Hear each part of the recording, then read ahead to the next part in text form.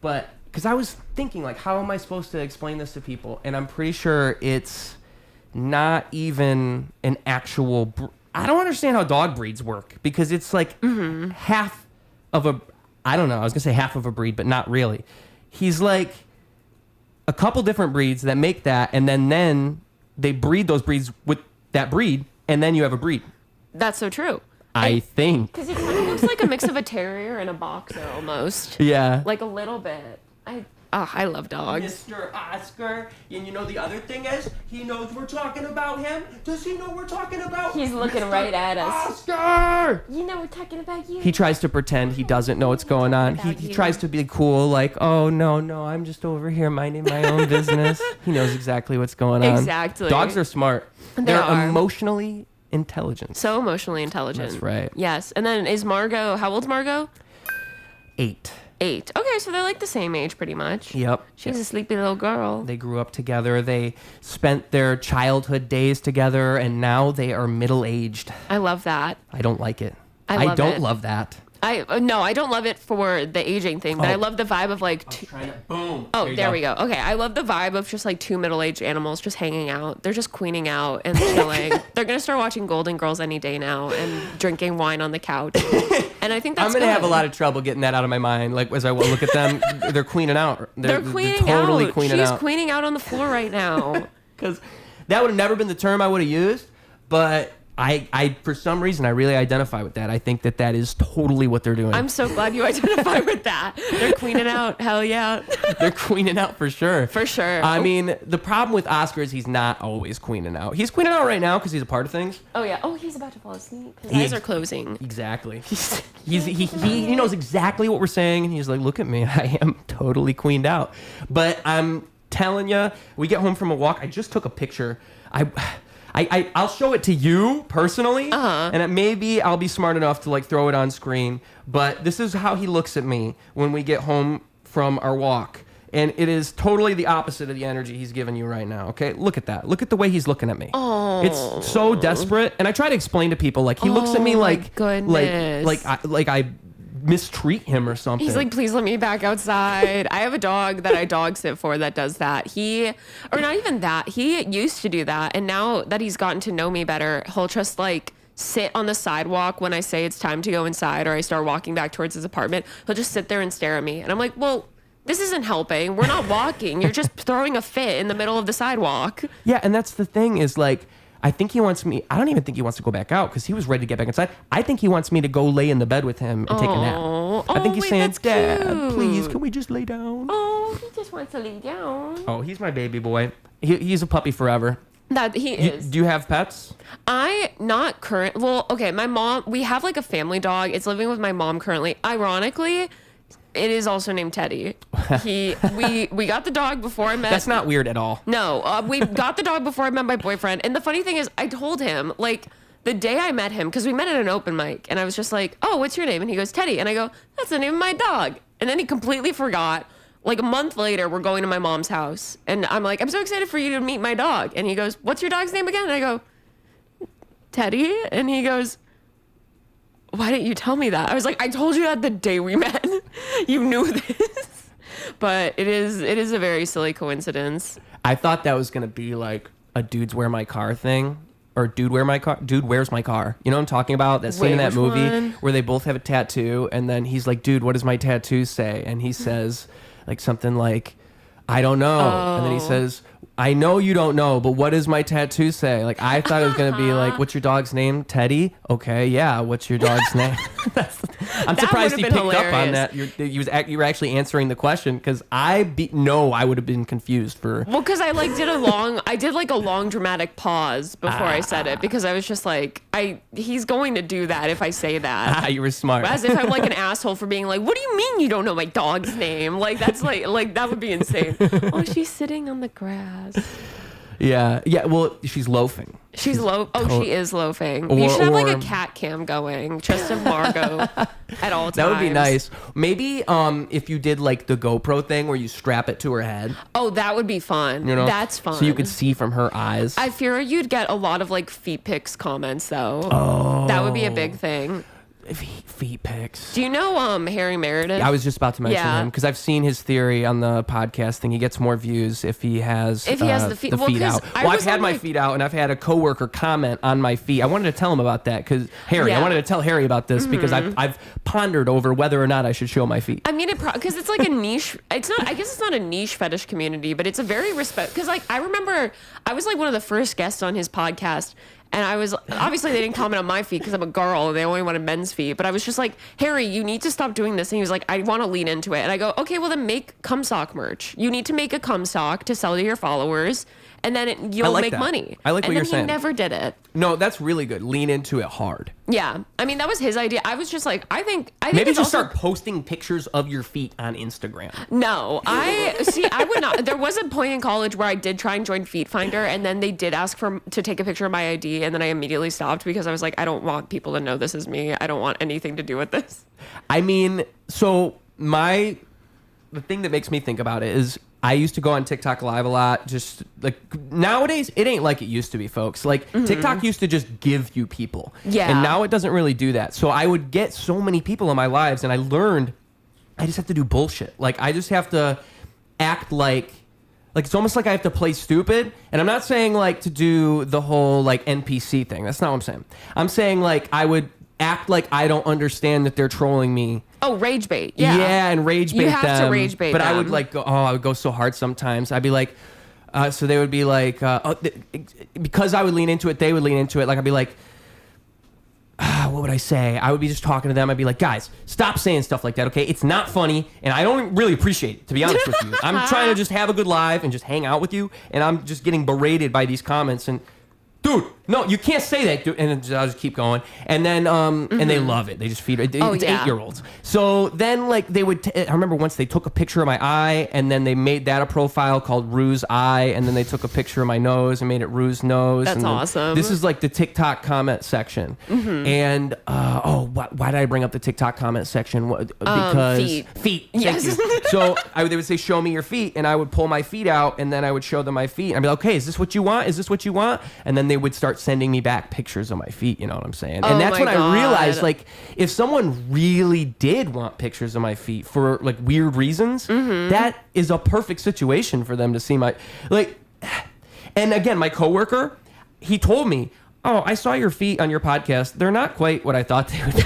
That was what he said to me. What the fuck does that even mean? What did he think your feet were going to look like? He's a foot guy, and he thought I would have better feet. He's an enthusiast. Yeah. He probably thought you were going to have like a longer middle toe than the other ones. I think he thought... I don't know. The problem is, that's a fetish I don't understand. I don't get it either. I heard a comedian, Giannis Pappas, I heard him once describe why a foot fetish makes sense. He's trying to make sense of it, and this is the closest I've ever gotten to understand it. And he was saying, like, just think about a woman's feet and think about how soft and how smooth a woman's foot is compared to a man's foot, and the delicacy of a woman's foot. I'm telling you, this is basically what he said, and that's the closest I've ever gotten to understanding, because I guess I could, like, if you're comparing it to a man's foot, then I guess it's kind of... But there are some people who like men's feet. Oh, yeah. See, well, for the opposite reason, because it's masculine. I guess. I think it's also like a degradation thing, low-key. Because it's like, if you're looking at a foot, it's like, stomp on me. Squish my face. I've gotten, like, stomp on me mom comments before, and I was like, I don't... Like, sure, I don't think... Oh, I never thought about it that way. You're so right. Yeah, I think it might be... I think it's a mix of both, honestly. I think it's, like... Also, like, because the feet, I guess, are kind of an intimate part of the body. Because, like, you're not, like, going, like, dogs out in the middle of the day all the time. Like, I feel like it's, like, if you see a foot, a whole foot, it's, like, a level of intimacy. I don't know why I'm trying to, like... shoulders in high school? Maybe, like... shoulders... Maybe it is that. Like, it's, like, a beginning of an intimate thing. Now, people, like, I know there's a corner of the internet that's like, I want you to step on a plate of whipped cream with your toes and wiggle them around. And I'm like, well, that I don't understand. I don't really get that. But because like the whole logic behind fetishes is apparently they like form in childhood from like weird interactions with like media. Yeah. I guess. And so assuming that they're like, a lot of them come from like cartoons apparently. So I'm assuming that it's like if some weird really like where did you hear that? Because I've never heard that before. I've heard it in like some psychology things, like because I took like a psychology class once and they talked about it for some fucking reason. Cartoons, but like cartoons, and then also like I guess like iCarly probably. Well, like dude, that's that weird, probably. Then I think about like Teen Titans now, and like or maybe like 10 years ago. I don't know if they're still doing it, but it was literally like twerking on Teen Titans. Fetish. They didn't used to do that stuff, but they were doing that like 2012, 2015. I was like, what is this? People become ass and tits guys because of Teen Titans. That's pretty much it. Like, for sure. Definitely. Because they're twerking. They're twerking on the screen. I'm talking Robin. Robin is everybody's twerking. It's not just the ladies, it's all of them. All of them. All of them are twerking. Let men twerk. 2025. Yeah. Well, yeah, but you can't twerk without a BBL. You got to have something going on. You can try. You can try. I one time was walking home to my apartment after, like, I think was it Pride? I don't know. It was after a big festival last year, and this group of women outside the Taco Bell under my apartment were like, twerk, white girl. And I go, okay. And I tried. I can't twerk. And then they were like, hey. And they were hyping me up. And I was like, hell yeah. That's close enough. I don't have a BBL. I don't have much back there, but I was like, hey, the spirit was there. Yeah, I think like all you really need is a good hype guy. Yeah, you don't need an ass. You just need spirit and enthusiasm to twerk. That's all you need. I agree with that. I mean, there's a technique though. Like I'm trying to imagine if I were twerking right now. It's in the hips, I think. Is it? Actually, I've been told it's in the hips and in the heels. If you lean back on your heels and like rock side to side, it kind of helps. Like, there's gotta be a class when you're for like this. there probably is. I mean, there's like not stripper dancing classes, but like floor classes or like pole classes. You should go to a pole class. Maybe I should. Maybe it could be fun. Well, I actually used to have a stripper pole in my house, not like set up, but I had it in because my sister is a dancer, and I moved into the house that she used to live in, so it was just kind of there, tucked away in the corner. My RA sophomore year had a stripper pole in their dorm because they just liked doing it, and I was like, that's so cool. It's an art form. It is an art form. I don't think I could ever do pole because they offered like I joined the burlesque club in college and they offered pole classes, and I was like, I don't think I could do it. It would go together though. Huh? It would go together. It'd be a useful skill. It would be a useful skill. It's also like though I don't know where I'm gonna perform that has a pole because I don't strip. BYOP.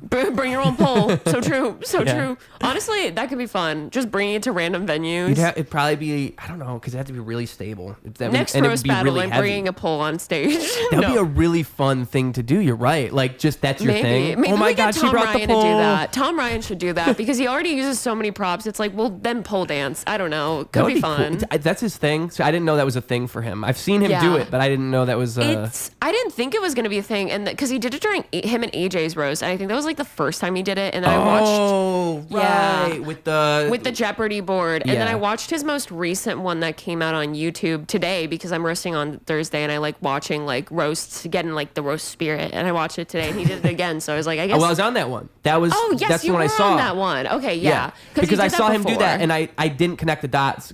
That I thought it was just. Maybe it's just a follow-up to the last one. The question is, folks, will he do it again? Will Tom Ryan pull it again? I think he will. Yeah. I think he could. Because he's so talented as, like, an artist, where I'm like, it would be weird for him to not use this. Because he's also, like, the thing is, I feel like a lot of people are like, props are cheap. Props are lame in comedy. And it's like, well, he's funny without the props. He can use a little prop. Well, it's like it's the Carrot Top thing because everybody hated Carrot Top, and I think people have come around on him about now. He just nobody cares me. anymore. I remember in my Spanish class freshman year of high school, for some reason, our Spanish teacher was obsessed with Carrot Top, and he would always bring him up. I don't know why. I think it was literally to teach us about gingers in Spain. And then he just never stopped bringing him up, and he would show pictures of him on the screen, and I was like, I'm scared of this man. I'm so scared, and I'm in freshman Spanish. Why am I in fear? What he showed us, he didn't show videos, just pictures.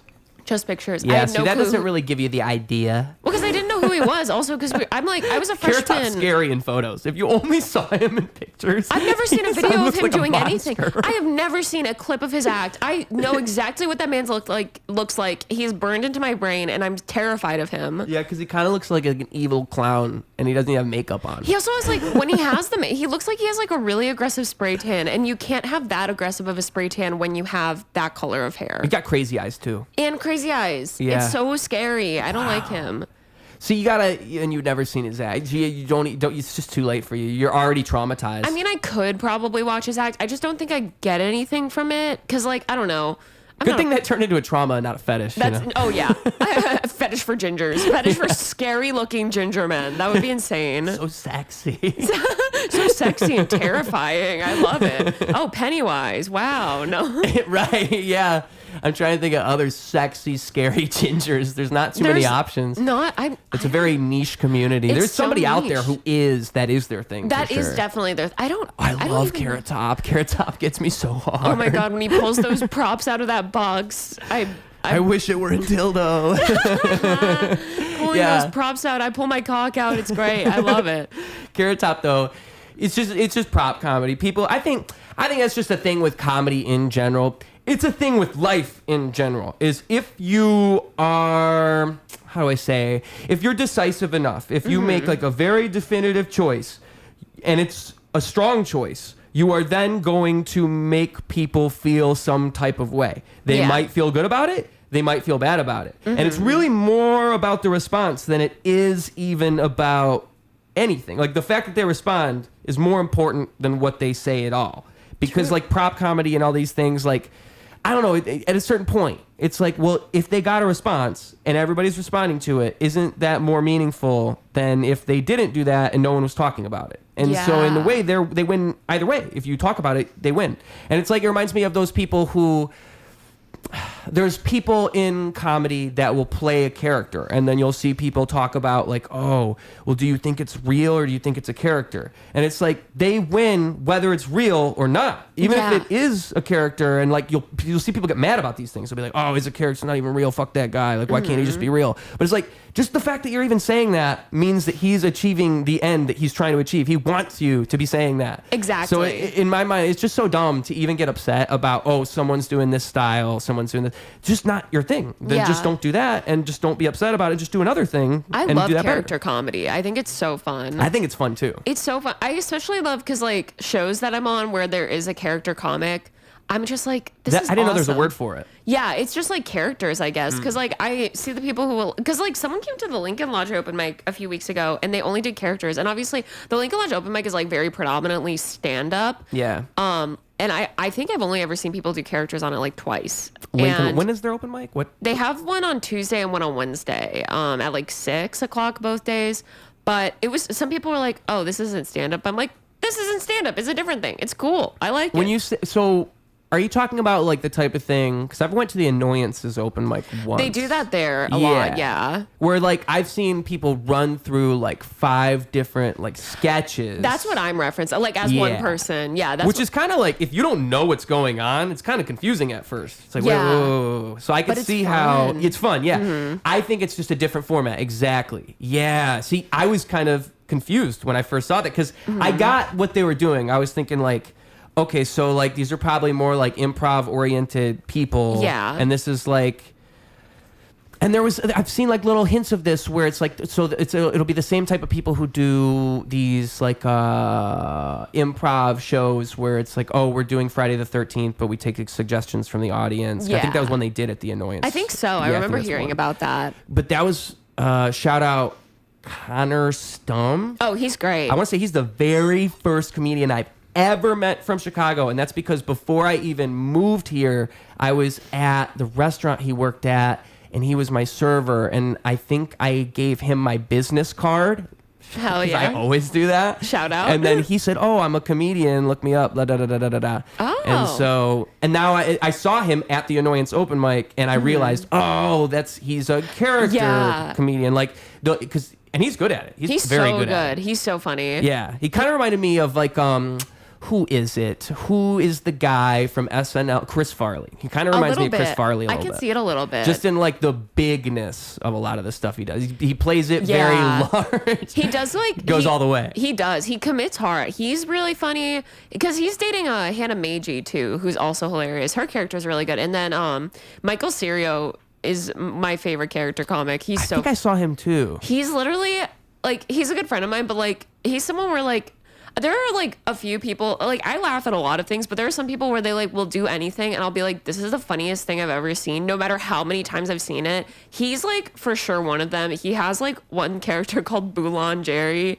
Okay. And he's done like the Standup Strip Down show that I produced, like the burlesque show a few times as that character. And it's like quite literally like the funniest thing I've ever seen. He's so hilarious. What's the character? It's like this southern, like, is like from the South, like, very, I don't know what to call it, just like I guess southern, but like he just like is trying to talk about his furniture store, but he's also like, he's like, there's gumbo under the seats. Like, it's so, I can't do it because I don't do characters, but it's like he's so fucking funny. If you ever get the chance to see him, definitely do. See, it's probably also like the whole improv versus stand-up thing too when it comes to people hating character comedy. Yeah, because I think it is associated with improv quite a bit. I think so. I never understood like because I feel like when I started doing improv before I did stand-up, just like when I was like in high school, I did it a little bit.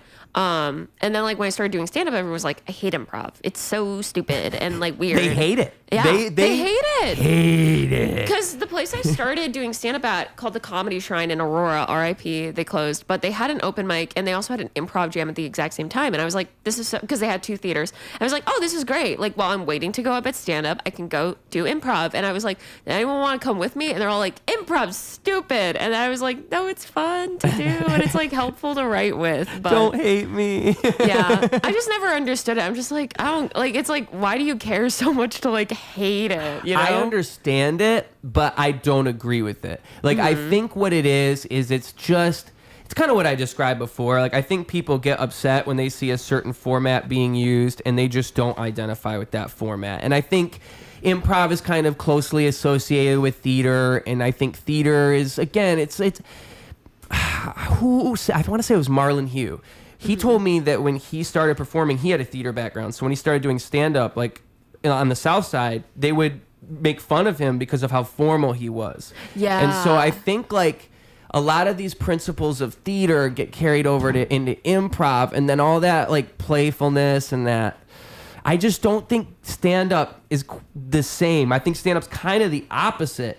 But also, I think it's stupid because improv is literally like the basics of stand-up. Like if you learn improv, it makes stand-up easier because you're basically doing improv when you're doing stand-up no matter what anyways. Exactly. You're kind of readapting and playing off the audience, and you're always doing that. And so, or crowd work is just 100% improv. It's all improv, and crowd work is 90% of comedians nowadays feel like they have to do crowd work, which is improv. And so in my mind, it's just dumb to even hate it so much because you could be learning from these people, but instead you just choose to think, just to write it all off. Exactly. Yeah. I do see that a lot because I came from a theater background too. I majored in theater when I was in college, and it was weird because like, I feel like in my brain, I was like, oh, I know stand-up and theater are very different. And then I remember when I first started, people were like, I can't tell you did theater because you're chill. And I was like, all right, that's cool.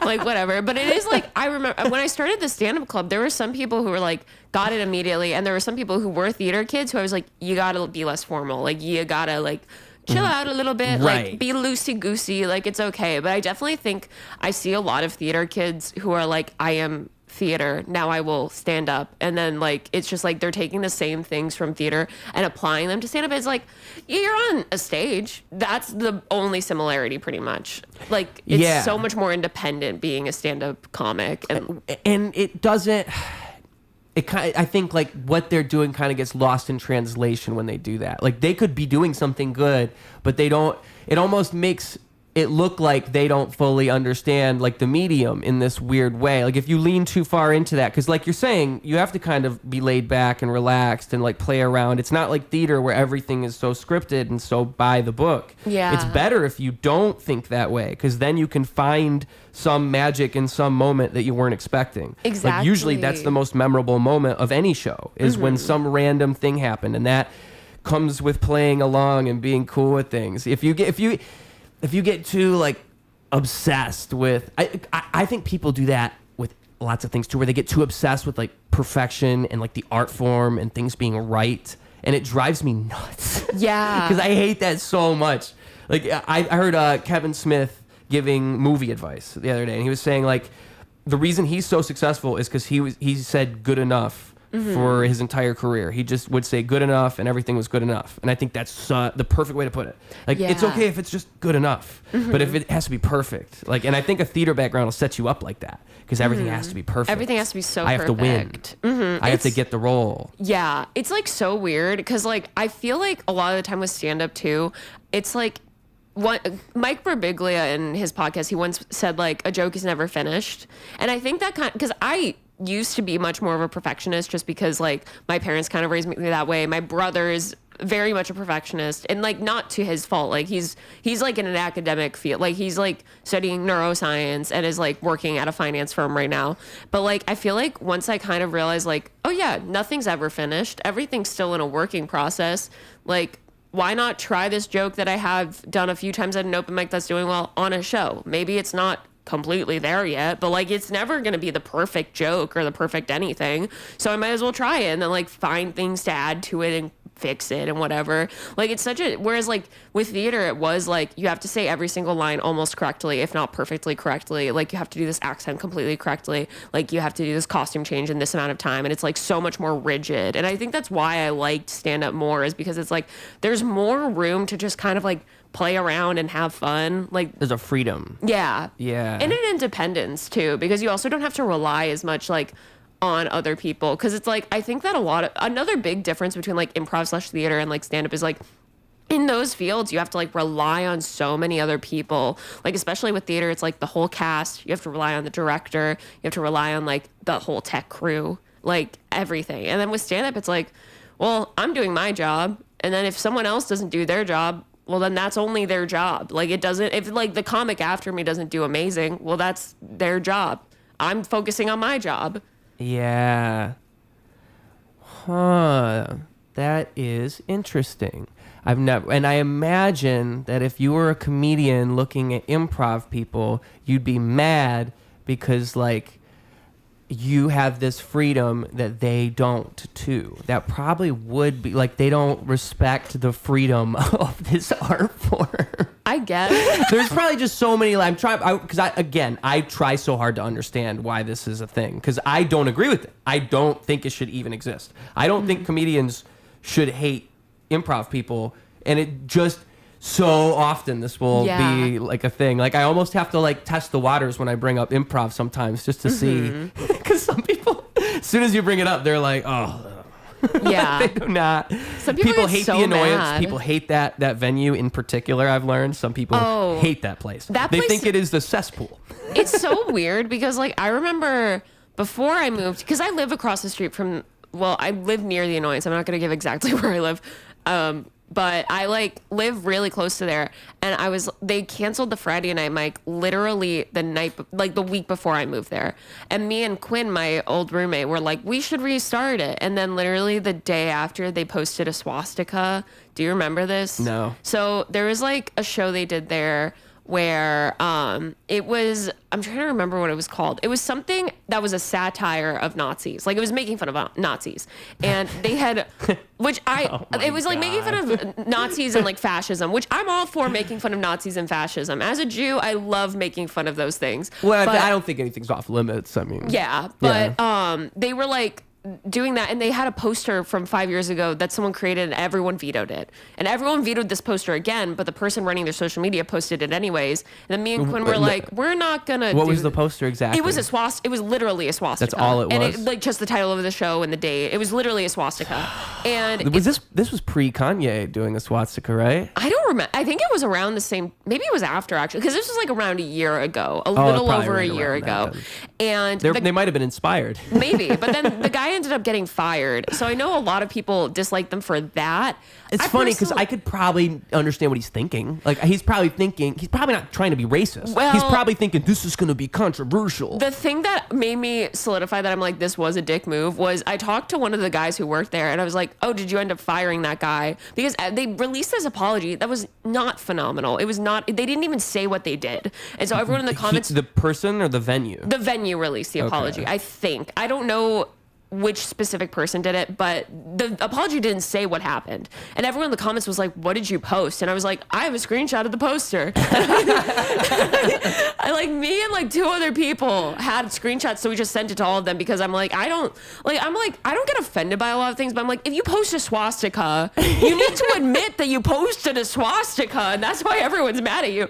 And no, they were trying to like cover it up. Yeah, but, I mean, like, everybody who's been in an argument in a relationship, it's like one of those things, like, you can't apologize without apologizing. Yeah. You can't do that. Because then the other person will be like, you didn't even really apologize. And that's what they tried to do. They tried to be like, hey, I'm sorry that you're upset. I'm sorry about this. I'm sorry that I hurt your feelings. Like, pretty much. Like, that kind of thing. But then apparently the guy got fired also because he was, like, harassing employees. Oh, like, boy. I didn't get the details on that, but, it seemed like he was just, like, not the best guy ever. So I was like, I'm glad this was the nail in the coffin, I guess. Literally, he had red flags. Literally, there were red flags. So many red flags. They were on his arm, actually. I mean, it's just, like, it's such a... I wouldn't say it's dumb, but it's just it's a very tone deaf move. It like, is. If you were, because again, I can understand what he's probably thinking.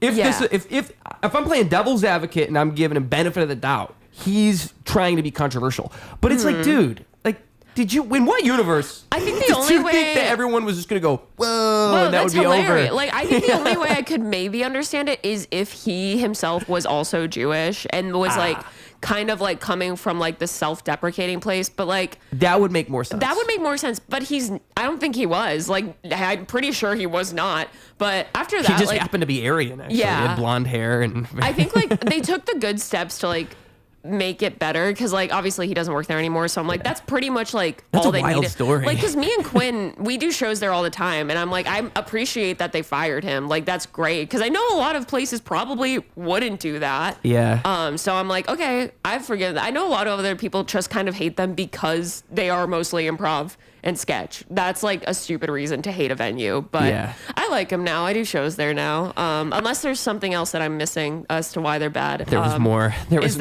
more swastikas. There was more swastikas. There was one in the bathroom while I was peeing. No, I'm kidding. But it's just, I mean, and this was a year ago? A little. It was in May of last year, so like a little bit over. Well, I guess this was. I just entered this world in October of last year. So I think it was more prominent with like, because like I'm friends with a lot of sketch and improv people, and then I occasionally do improv. So it's like, I think I don't know a lot of stand-ups that heard about it other than like me, Quinn, and then like the people in our zeitgeist kind of. But like, yeah, it was just crazy. But I have forgiven them. Please don't stop booking me. But also, guys, not a good look. I mean, they fired him, though. That's what matters. You just never want swastikas anywhere. Yeah. I don't think, like, the thing is, because I've heard people, like, try to make, like, the argument, like, oh, well, it used to mean something else, and now it means this. Yeah, which is true. Well, it's like, the original symbol wasn't even what the swastika, because, like, basically the swastika, it's like more diamond shaped. Like, if you draw lines around the whole thing, it's a diamond. When it was a Buddhist symbol, it was on its side, so it was like a square. Oh, so really? They just kind of tilted it. And then it was that, but it's like, yeah, so many people, like with the Roman salute when Elon Musk did it, like, right. I'm like, what, like, you have to take into account the new current meaning of this thing. Like, exactly. It's a joke. I also am just like, you're fighting so hard against like a minority of people just because you're like, I can. And it's like, why? Like, why do you need the swastika that bad? What are you going to do with it? It's not like cute. You're not going to put it on your wallpaper. Like, I don't get it. Some people, I mean, like, I don't know. I feel like it's a symbolic thing. It's just symbols. I mean, I think people and the way that they think about symbols is very interesting, because we all, it's like a real modern real-time Rorschach test, right? Or Rorschach. I've just realized I've been pronouncing that wrong this whole time. Rorschach. I feel like I knew how to pronounce it, and then you said it differently. I was like, do it. I don't remember anymore. It's like when you look at a word too long and then it's no longer a word. Or I like just figured out. Oh, yeah. Rorschach? Is it Rorschach? I think you're right. Maybe. You say something 10 times fast, though, and it doesn't sound real anymore. Yeah. Rorschach, Rorschach, Rorschach, Rorschach, Rorschach. Yeah, literally. There was one time I did that with like the word penis. I just said penis a bunch of times. I was like, this isn't a word. Yeah. This isn't a word anymore. Do that 1 million times, and that's a viral live stream. Saying penis as many times as you can. That's not a bad idea. That would be a fun, you just live stream a really intense penis game. Mr. Beast, take notes. It's just like you start like at a whisper, and then at one point you're like at the Cubs Stadium on like a megaphone or something. Oh, you have to That could be escalate. fun. Like the world's biggest game of the penis game. Ooh, that would be fun. Ooh, wow. I think that could be a Roos radio special. I think you could do that. That's a really, really good idea. So, like, for those that don't know, the penis game is like if me and someone else are competitively saying penis, and whoever says it the loudest wins. So, yeah, that's so true. Like, yeah, and you have to like start quiet. It like builds with each one. you could do it bigger than a game. You'd have to go to like a stadium concert. Soldier like a Coldplay Field concert. Coldplay concert. That should be the next Coldplay scandal. Yeah. If they had just played the penis game at the Coldplay concert like good adult Americans, then they wouldn't have gotten caught cheating. I think that's the way that Coldplay makes it out of, because they're just closely associated with this whole cheating thing now. Like you mentioned Coldplay, and that's what you think of. I think that's the symbol that Coldplay represents now. Coldplay you just gotta change it to penis from cheating. So true. Well, because Coldplay, I feel like has always been a little bit memed. Like when you try your best but you don't succeed. Like that was a big meme for a while, and then that died down, and now they got this. Yeah. So it's just like, well, now we got to get Nickelback to do something crazy. We got to get someone to cheat at a Nickelback concert. Ooh, and people should be talking about Nickelback again. They should. I just found out that Oscar's like falling into the couch. the lead singer of Nickelback is no longer married to Avril Lavigne. I didn't know they were married in the first place. Yeah. I don't know a single thing about Nickelback. Chad Kroeger is his name. I didn't know that either. Yeah. I thought his name was Nick, and his last name was Olback. No, but good guess. That's fun though. It could be maybe there's a man world named that. Maybe that's his real name, but he goes by Chad Kroeger to get the Kroeger name brand recognition. Oh, is he related to the Kroeger? No, it's probably a lie. Maybe. I don't know. That would be crazy. That would be crazy. That'd be crazy if they just had two empires in their family, Kroeger and Nickelback. That's a power family right there. That's the first family. They're the presidents now. I will say this. Nickelback is not as bad as everyone says they are. Sure, they're a little generic, but they're not that bad. I feel like a lot of like early 2000s, are they considered early 2000s? I don't know. I think so, because I think they're like early 2000s to like mid 2000s. Yeah, I feel like a lot of like those like just like like early 2000s like bands of like almost all white men that make all like kind of rock music that your dad listens to. Shout out Trapped. Headstrong, I'll take you on. Headstrong, I'll take on anyone. I don't know that one. I don't. Oh, that song goes. That's like some. I've heard this called divorced dad rock. That's what I've heard it called. Yeah, because it's like Nickelback, Coldplay, Train, fucking. There's another one. I know there. One Republic. Ooh. One Republic is good. I saw a TikTok of the lead singer from One Republic being like, "This is my journey to being a Harvard graduate," and then he just mentions One Republic like briefly, and I'm like, "Hey, this was not the biggest thing you've ever done. What are you talking about?" He's trying to rebrand. But no, that's divorced dad music. Divorced mom music is Pink. That's it. It's just Pink. Fergie? Pink and Kelly Clarkson. Fergie a little bit. She's more like drunk divorced mom, I'd say. Gotta be more. Oh, wait, no, Big Girls Don't Cry. Isn't that Fergie? Yeah. Okay, that is a divorced mom song.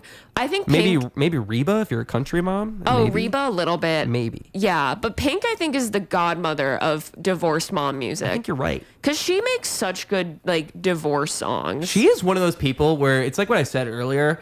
Her choices are so strong that like people either love them or they hate them. I don't like them, but I know it's not her fault. I love Pink is the thing. I love Pink. Like I know she's just being herself. It just makes me mad. I remember because she does like aerial silks at her concerts. Like she's insane. Do you know? My mom went to go to one of her concerts, and then do you know Lucy Ferrante? Yeah. Her parents are like in the circus, and I was talking to her one day about Pink, telling her about how it's like divorce mom music, and she was like, "Oh, my aunt choreographs her silks," and I was like, "Are you fucking kidding me? What are you talking?" But that's so cool. That is cool. And she's like in a happy marriage, like she has a kid, like she's killing it, and I'm just like, you make such sad breakup songs. I wonder what her life is like. I'm so curious. I want to say it was her.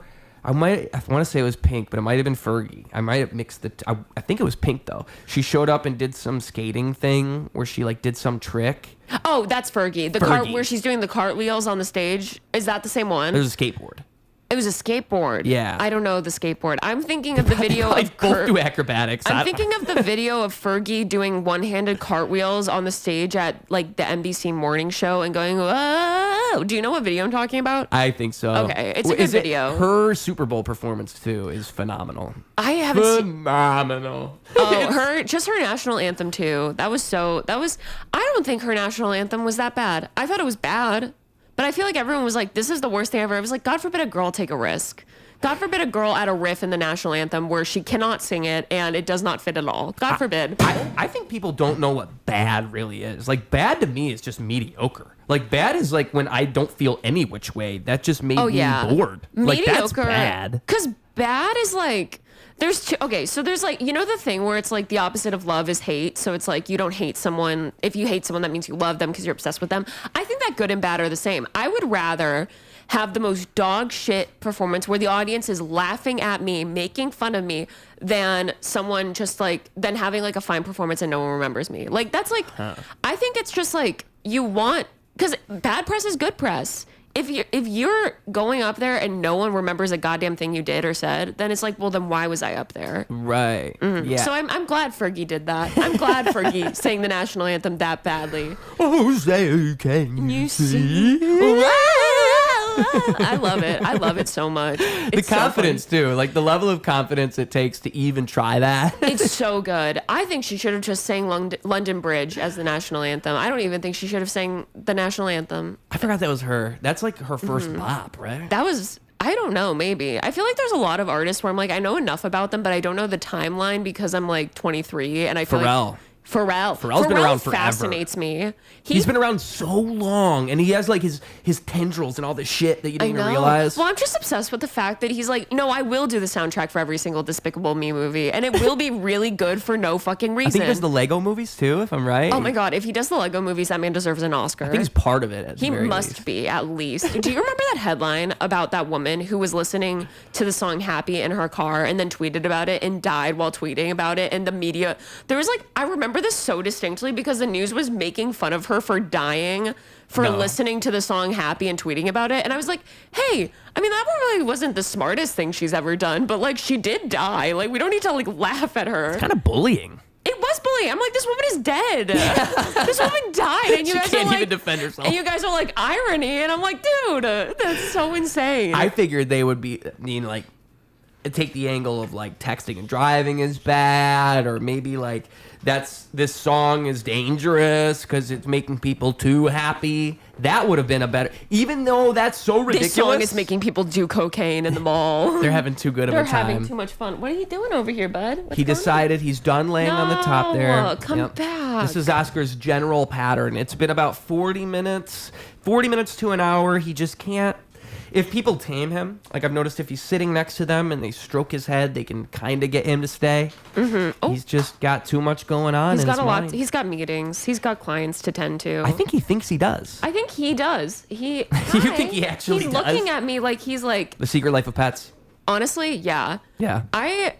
The Secret Life of Pets made me really upset when I saw it in theaters. That was a movie where I feel like it was just boring. Well, that movie I don't think I actually watched because I just predicted it wouldn't be good. It wasn't. Yeah. I watched it because it's a great concept. It's a fun concept, but I remember I watched it in theaters with my baby cousins because that was the thing too. I think The Secret Life of Pets was like the beginning of like shitty kids movie eras. I'm so passionate about the fact that kids movies nowadays are not good like they used to be. Okay. I mean, I agree with you, but I'd like to hear more about your theory. Coraline has always been my favorite movie and book since I was a child. 2008, 2007? The book came out in 2006, and the movie came out, I want to say, in 2011. Oh, okay. But like, I feel like children's media when I was growing up was so good, and then my baby cousins are like, I'm watching this fuck-ass YouTube video of Elsa getting pegged, and I'm like, all right, well, that's great. I think Bluey is good, actually. I've heard Bluey is a really good kids show, but, like, the movies are so dog shit. I'm like, who's watching this? Pixar. Like, it's Pixar has went a whole different way, for everything sure. has just become a cash grab, and it's so devastating because I think if I ever have kids, I'm not showing them modern children's media unless it is good. So where do you think it all changed, though? I think around The Secret Life of Pets time. And when was that? Remember, 2016? Maybe. I feel like it was like around 2015, 2016 because I remember like Megamind was really good and that came out like around then, like earlier than then. I think that was one of the last of the good ones. Was that... Who did the voice act? With Jim Carrey? Will Ferrell. Will Ferrell. Jim. What the fuck is Jim? No, I was thinking of Steve Carell. I knew it was a comedy. I was thinking he's Steve Carell too, but he's Despicable Gru. Me. Yeah. He's Gru. Honestly, the first Despicable Me movie is fun. I don't think it's bad. I think it's just got memed to death because of the Minions. Well, and I think also it's everything becomes like this, like you said, a cash grab. It becomes soulless, and that's how the whole industry has always kind of went. I mean, I have a book around here called "How to Write Screenplays That Sell," and what's interesting is the book is written in like the mid '80s. And they're talking about how you need to have your screenplay be just commercially viable enough to where someone will be willing to fund it. And that's part of writing screenplays, is understanding what is even commercially like, and also understanding that you're trying to pitch that you can do the types of scripts that these people want you to write. It's not that you're going to write a passion project and that movie's going to get made. That's like 1% of screenwriting. Yeah. 99% is them hiring somebody to do the movie, and we know that you can do an action movie, so we want you to do this. And it's only gotten so much worse since the 80s and 90s and 2000s. Yeah. But I agree with you. I think kids' movies around the 2000s, or just comedy movies, 'cause I always say this about comedy movies. Comedy movies are so, like, such a shell of what they used to be. They respected the audience, is what they both had back then. Like, there's no, like, silly, fun, smart comedies anymore. I think rarely there is one. Bottoms, I think, was really good. I really liked Bottoms because it was so absurd. Have you seen it? No. It's really good. It's like very absurdist. That one's fun. What's like another good? There was one I liked. It was John Cena was in it, and it was 3 different parents. I'm not gonna remember the name right now, but their kids were. It was like their prom night or something, and then all the parents decide, oh, we got to stop these kids from having sex. It's something Blockers. like Blockers. I was about to call it Cock Block, and I was like, it was definitely not called Cock Block, but it was close. Okay, I need to watch that though because I did hear. I like that. I heard it was I good. don't like modern comedies. I don't either. I have a hatred for almost all modern media because I just think everything has gotten so much worse. Yeah. It makes me like think this is not the world I grew up in. I'm actually upset.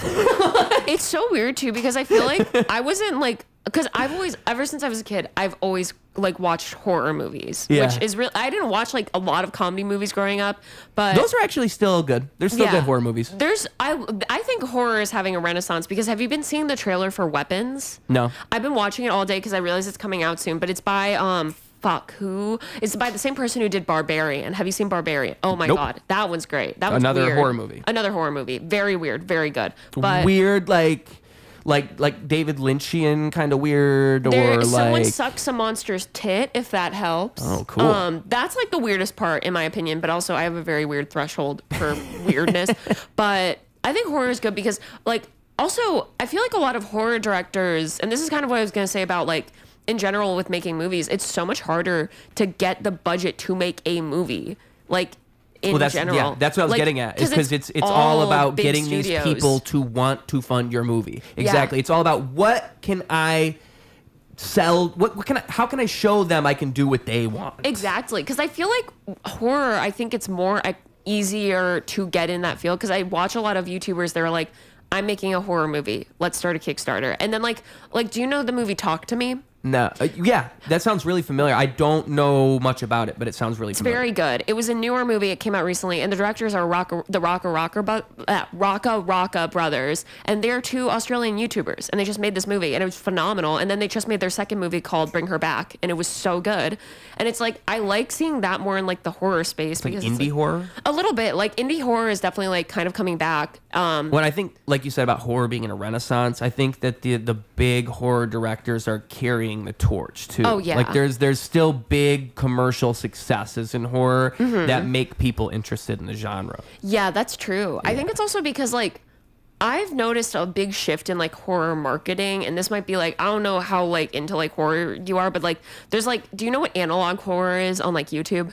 It's basically like these like short videos where it's like clues. Like it's like there's a newscast, and then there's like an interview with someone, and then there's like another newscast, and then they're all there's different videos. Yeah, they're all different videos, but it's like a puzzle that you have to put together. And I've noticed in a lot of marketing for horror nowadays, like it started with Long Legs. I hated that movie. That movie made me so angry. It was so good until the end, but That's what I heard. I heard people say that the ending. the end, I literally walked out of the theater. I've never been more angry at a movie than Really? Because like here's the thing, they set up the main character who's Do like we need to do a spoiler alert real quick, or spoiler alert. Are you okay with spoilers? I'm okay with it if it really is that. You're telling me you walked out of the theater, so I do actually want to know. No, but I still- if you I stayed don't to want the to know, let's say skip ahead 3 It's minutes. Not even a big spoiler. All It's right. literally just basically like the main character is a detective. She's very smart. They set her up to be incredibly smart. And they list out the rules of like kind of like how to kill this entity very concretely throughout the first and second act.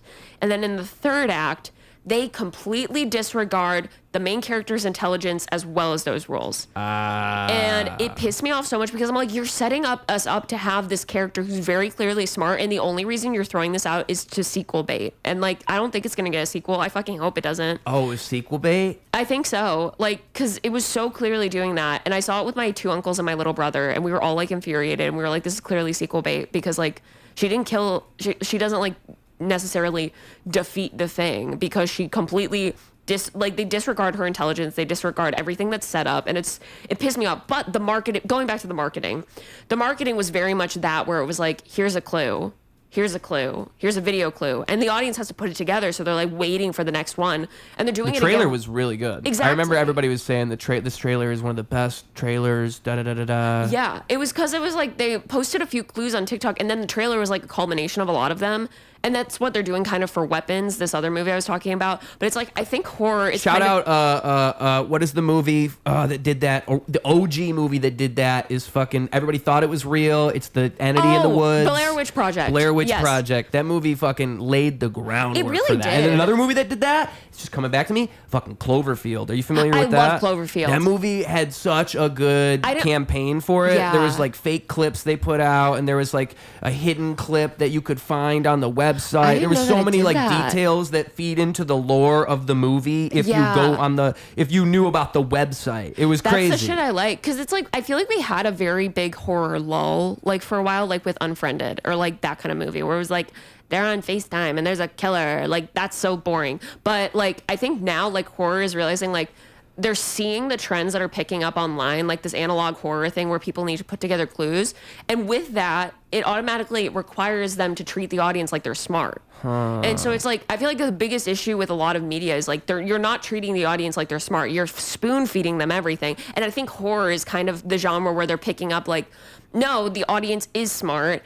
This is what the trend is online now for people who like horror. Let's pay attention to that. Because I feel like a lot of people like see things online and they're like, well, fuck this. Like, this is like Gen Z kids like doing dumb shit. And then it's like horror respects that this is where the winds are shifting. Like, this is what people want now. Wow, I think you're right. I think it's really interesting. Yeah, because I mean, like, there's a lot of I mean, Ari Aster is like the big horror love director. Ari Aster. Yeah, he's been doing great. I He's haven't seen phenomenal. Beau is Afraid. I haven't seen that one Beau is yet. Afraid is really weird. It's like, I like weird movies. the thing is, But you I said it's love- weird. And you also said you have a weird threshold for weird. That's the thing is like, my favorite director is Yorgos Lanthimos. Like, I love he's like super he's weird. so I know like Like that's the what I'm weirdest motherfucker ever. I love like absurdist film. Beau Have is you seen Afraid- him talking about like Hitler on stage? No. Oh, it's a great clip. I need to watch this. I'm okay. What Let does me he say try about not to Hitler? derail you too hard, but he says it's on a press thing, so it's all the actors for the movie, and then it's him. And I want to say, who's the chick who was in Spider-Man? She was the original. Emma Watson. No. Or no, Emma Stone. No, the Emma- OG, I don't the know her first name. Spider-Man, Tobey Maguire and I don't Kirsten remember. Dunst. Kirsten Dunst. Okay. So she's sitting next to Yorgos, right? And she's a fun person to watch during this because she's kind of like, as he keeps going, you just see her like trying to disassociate. But he gets to the point where, because I can't even remember what the question was. Something about Nazis, something about, I don't know. And then he gets to the point where he says, I think I understand Hitler in this way. No. He just keeps Is it like going. I'm probably gonna watch this clip later, but is there? As the kids say, it is a crash out. Is it a good direction that he goes in? I mean, I think he's thinking artistically, and he's trying to improv himself, and he's trying to be playful, and then he has to dig himself out of that hole. And if you're from the outside looking in, it just doesn't look great. Oh no! Like if you just took what he said on face value, it doesn't look great. But you can tell he thinks he's being funny. He thinks he's like doing a bit. I'm so curious, like what the question was to prompt that. Do you remember what the question was? Because I'm so curious. No, I don't remember. That's insane. That is probably like one of the funniest like things I've ever seen any director do. Just because it's like he's the exact weird guy who would do that. Yeah. Like, his movies are so weird that I don't know what the fuck that guy would say in an interview. I have no idea. Yeah, that's why you can't interview a lot of directors, I think. No, the directors are weird. And it didn't used to be like it used to be that you could kind of hide away. Directors, I think, still kind of can, but you'll see a lot of. I don't think most big directors don't make public appearances anymore. And I think that's a good thing. Actors too. Directors are strange people, which in like a loving way, but they are sometimes very strange. Oh, well, yeah, you kind of have to be a weirdo, I think. Oh, yeah. You have to be a weirdo, I think, to do most creative things. Like, I think if you just interview creative people, you None often of us are find normal. they're crazy. Yeah, because we're all like, oh, we're going to spend money on this thing that we like that we might work, might not, we don't know, but it's probably going to work. Like, you have to have some kind of like level of like weirdness to do anything, I think. Well, and I think that if you are compelled to do something creative as opposed to not wanting to do something creative, you're automatically in like a minority. Like most people aren't making art. They're just not. Or maybe it's like a hobby for them. But most people don't make a scene out of it. Well, because most people think like we're weird for doing it. Because I'll be like, I remember when I was a kid, I was like, because I never wanted to, I always knew I was like, I can't do like a normal job. Obviously, like I have like a day job, but I was like, I can't do like normal jobs. I want to, like when I was a kid, I wanted to be like a singer and an actress. Like I always wanted to perform, and everyone was like, that's weird. I want to be a teacher. And I was like, well, that's weird. Why would you want to do what they're doing right now? Like, that's fucking crazy. Right. And it's like everyone, I think it's just like so many different experiences, and like we all use our brains differently. It's like everyone thinks everyone's weird to an extent. Yeah. And everyone is weird. Everyone is weird. I really think like everyone's a freak, and all these normal people that think they're normal are actually freaks as well. They just won't admit it. Because those people who have like normal jobs, they'll come into my restaurant and they'll be like, do you guys, like, what can I get? And I'll be like, oh, we're a vegan restaurant. And they're like, can I get a chicken? And I'm like, no, we don't have meat. We're a vegan restaurant. Like, it's like, it's like everyone's weird to an extent. Everyone has those moments, you know? But I'm entertained by it. I find people to be so entertaining, like endlessly. Like the things that people will say, you can never predict. Exactly. Like if you think that you're weird, just go out and have conversations. Because people are, I mean, being in a city, you experience that a lot more, I would say. Oh, for sure. People are wild. People will, if you give them just enough rope, they will hang themselves. Exactly. It's so weird because I grew up in like the suburbs. I honestly think people in the suburbs are more weird than in the city because it's like, I found that like, growing up, because I grew up in Wheaton, which is like notoriously like one of the most like Christian conservative places ever, and like I waitressed there for like 4 years, and I would have the weirdest fucking people come in, and they all thought they were completely sane and normal, and they'd ask me like crazy shit, like, and like, because I worked at a Mexican restaurant, and there was one time someone asked me what chili was, like the soup, and I was like, they were from Wisconsin, and I was like, oh, it's a soup with meat and beans, like. And they were like, oh, is it like a dip? And I was like, no, it's a soup with meat and beans.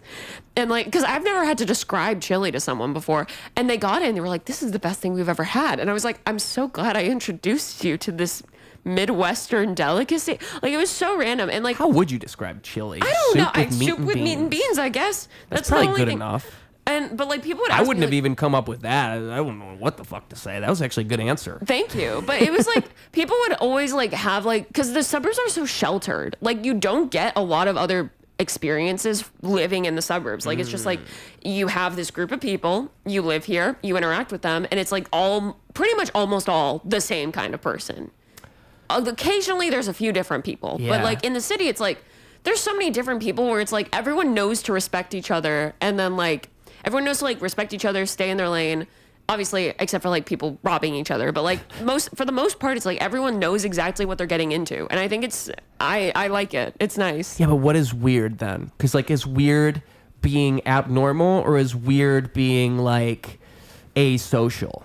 I think for me, the definition of weird, I think it depends on what we're talking about. Like if I were circling back to Beau's Afraid, that I thought was weird because it was too unclear in its intentions. Yeah. In regards to like people, I would say like, I think the weirdest thing is to just be rude for no reason. I think that's the weirdest thing you could do. I don't understand why people are mean for no reason. I don't understand why people are rude to other people for no reason. I think that's weird because it's just like... they hate everything. Exactly. And then you are everything. I think that's weird. That's my definition of weird. What's weird. Yours? I wouldn't say that's weird because I understand it. Like, I can understand why someone would do that. It's just because they hate the world and you are a byproduct of that world they experience. So no matter what, and probably just because my dad was grumpy and I experienced a lot of his grumpiness, I'm like, oh, okay. So if you just learn to get mad at the world, then you just end up hating everything around you.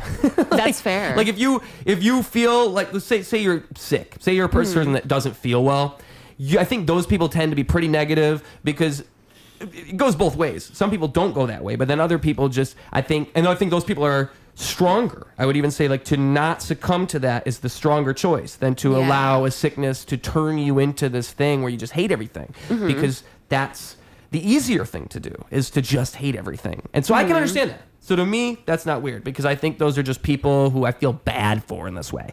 But that's like fair. Weird, I would say somebody who is sitting on a public train and they just stick their finger in their nose and they just start wiggling it around. That's weird. And maybe they start putting it in their hair. Like maybe they just, like something where I'm like, there's no logical reason why you would be doing this. And even if you know what you're doing, it's just like, why are you doing this here? Like I think there was this one guy, I remember, this is a weird thing I saw. He was on the train and I had a pizza. And I remember like, so I was coming home from work. I work at Giordano's. I'm a server, and so I have pizza sometimes. So I have pizza. I never want to eat the pizza. I just want to get rid of it. I really don't need it. And so I have these pizzas, and maybe it's just one. And I saw this guy, and he was standing up like, I'm on the train, and I'm probably in about the middle, and I'm looking to my left, and there's a dude standing next to where the door is, and he's like holding onto the hook, right? And he's just staring at this chick, like crazy eyes staring at her. And he's probably like 17, 18, 19. He's like a skinny white kid. So he's not like threatening like in his stature. But he just like he looks deranged, like the way he's just staring at her. And I remember I just keep looking over and I was like, damn, like that dude's not even budging. And also like the chick's, she's done a great job ignoring him because she's not looking at him. Maybe she didn't even notice, but she had dude had crazy eyes. I'm telling you. Yeah. And so I'm thinking he's probably like cracked out. Who knows what's going on? And I remember, like, I tried to offer the pizza to the dude next to me, and he was like, "Oh no, I'm good." But you want to offer it to that guy over there? And I was like, "Oh sure." So I walk over to the dude, and I say like, "Hey, you want this pizza?" And he says like, "Why?" It's like, I don't know. Just have an extra pizza. Do you want it? No. All right. And then I go back over there and I sit back down. But just the whole time, I remember thinking that guy is weird. That's fair. Like that is scary weird. Like that to me is, if I can't figure out what your intentions are, and it also seems like menacing, super weird. Super fucking weird.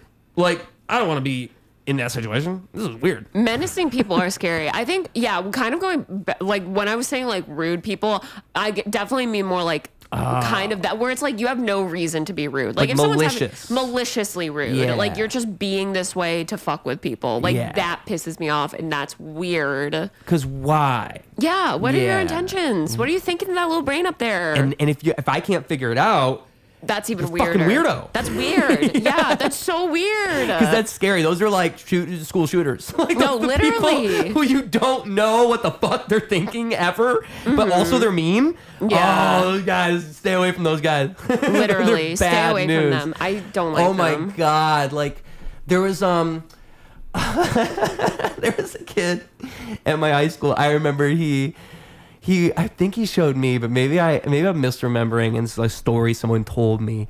But he like was showing someone pictures on his phone of like guns he had at his house and like, oh, my dad has grenades, and he's just showing that's fun. pictures. That's weird. That's so weird. Because I think like the school ended up investigating because someone said something, but because even if he thinks he's thinking, oh, I'm just showing somebody this cool thing, the context of that is just odd. Like, hey, man, let me show you this cool That's shit. not like a conversation starter, you know? Like, you have to be my friend. Want to see my guns? Like, that's so scary. Want to see all the arsenal I have at my house? Want to see every single way that I could kill you if you say something mean to me? Here you go. Like, that's so weird. Very weird. And I try to be a very understanding person. Like, I strive. I think it's my mother and me. I do my very best to understand why someone thinks the way that they do, but also there's just some things like I think you just stay away from some people. You either stay away or because it's one. I don't know. Like, I try not to be involved. Like, I don't want to. I consider myself not a snitch. I consider myself. I'm very careful because snitches get stitches. Okay, I've learned this as a child, and maybe I just carry that with me. But I never know what to do when someone tells me something legitimately crazy. like therapists, they only can say something if it's you like you're harming someone. Yeah. It's the only way. If you say like I'm gonna hurt somebody, So just imagine the amount of shit that they just have to carry with them. Like, they must have this weird like guilt. I could never be a therapist. That would be me. I would just listen to what they said. I'd be like, okay, yeah.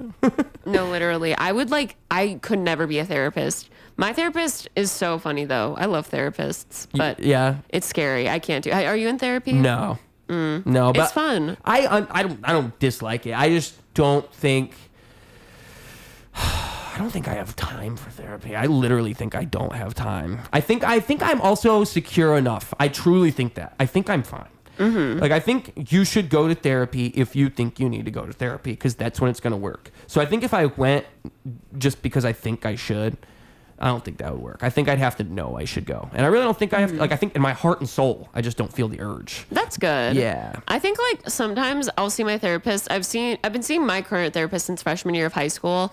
And sometimes I'll like, because I used to go once every 2 weeks. Now I go like once every 3 weeks because I'm like doing well. And then sometimes I'll just be like, I don't have anything to talk about. Let's just like shit talk. And it's like fun. It's just like kind of cool. Yeah.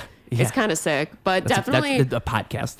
It's literally therapy is a podcast. That's literally it. Because I do Zoom therapy too, so I especially feel like I'm on a podcast. Yeah, I'll like check the monitor, be like, am I in frame? Like, that's literally it. I love it though. I mean, it's a beautiful thing. I think that therapy is great. I think that people need therapeutic experiences, is what I would say. Like, even if it's not therapy, because I think people get a bad. Yeah, truly. Shrooms. That's my therapy. I love my therapy. I told my therapist I did shrooms, and he went, "That's good." And I was like, "Great. I'm glad we're on the same page." And that he's like, my therapist is so chill. He does not like. I was literally like, he literally was like, "I can teach you how to grow them in a plastic bag," and I was like, and go for it. I love that. All right, you can give me his number. I'll get a therapist. He's great. He is truly great. But no, I love shrooms. What was your first shrooms experience? My first one ever. I probably can't even remember like what the very first one was, because really I started with acid at an early, I want to say 18, 19, like senior year of high school to coming out of high school. But coming out of high school, like the year after that, is when I really dove too deep into that, because I was doing acid like every few days type of thing. Oh, that's not good. I was doing 2 tabs every time. So it'd be like every 3 days or so. How are you not like brain dead? That's insane. That's like how fucking am I insane. I don't know. That's like insane. I'm having a genuine conversation with people. I've like never done acid because I feel like it'd be too intense. I think though, I should caveat what I just said with, most people would be brain dead and most people would be. Yeah, don't do that. Don't do that. Yeah, and I regret doing that. And I think that I don't even regret it for the fact that the potential, I think it made me exactly who I am. I don't regret it for anything like that. I regret it because I don't think that's the proper way to do that type of thing. I think that you needed to have those experiences and then allow them to integrate into the regular reality. And I like to call people who don't know how to do that DMT crackheads. You might know one or two. DMT crackheads are people who are like a crackhead, but with psychedelics. They like are always in this other universe to the point where they don't even exist in the same realm as you anymore. You try to talk to them and they're almost like a person who's cracked out. They're just like, they're gone. And there's people who go way too far with these things. I was one of these people for a little. I remember just thinking all the time like about like tolerance and the next time I could trip, and then like that trip was awesome, I gotta wait a couple more days. And it was just, it is a truly enlightening thing, but you can also do too much of a truly enlightening thing and then it becomes a regular thing. And then what does that even mean? Exactly. It's like if you got high every day or if you drink every day, it's just no longer meaningful. It's not enjoyable. Yeah. For a while when I was like in my last relationship, we did shrooms a lot, and it was like, what is a lot? It wasn't quite as much as you did acid. It was also like long distance, so it was like I have a weird gauge for a lot. That's fair. I think there were some times where we'd do it like once every 2 weeks. So I guess not like a lot, because that is technically like the proper amount of time. That's a bit. I mean, like a dose, like a decent dose. No, the biggest dose I ever had was the first time I did shrooms, and that was like a 1.5 grams. Oh my god! I'm a baby when it comes to shrooms, because I have a phobia of vomit. So I'm also the kind of person where I'm like, if there's a risk of me throwing up, I am not taking that fucking risk. So I will like, I want to do a bigger trip soon, just because I do really like when I do trip. I haven't tripped in like a hot minute actually. The last time I tripped was at college. I was making a short film in my film class, and there's a portion of the film where I have to be on psychedelics, and I filmed it, and they were like, my film teacher was like, this isn't psychedelic-y enough, and I went, all right. So I took shrooms and I used school mandated film equipment to film that scene, and it was awesome. It was the best. I just had to walk around campus filming, and I think that was the last time I did shrooms, but I've been meaning to do them again soon. Mushrooms are like a religion to me, and I discovered them. Like, I think the only reason I didn't ask it that much is because I never discovered mushrooms. So mushrooms like changed my life. I've had multiple experiences on mushrooms where it has. I think there's something. I think people naturally get like out of alignment, and I think that like therapeutic experiences or meditative experiences help you to recenter yourself and get back in alignment. And I can pinpoint moments where mushrooms have taken me to a place where it was like, oh my god, duh. So like one particular experience would be, I remember I was just laying on my bed, just looking up, and it just like made perfect sense. Like and that's the thing too, is there's such clarity in these thoughts. Like I think I call it like simulated schizophrenia. Like I think when you're on a psychedelic, you can understand what being schizophrenic is like, because that alternate reality you're in is so real. It's more real than the regular reality, and everything makes perfect, crystal clear sense. Like makes perfect sense. It's like you've come. That's why you got to be careful making art when you're on psychedelics, because you can think this is like the most genius thing ever. Everything makes perfect sense, and then you look back at it later, and it's like, oh, what the fuck is this? Yeah. So like.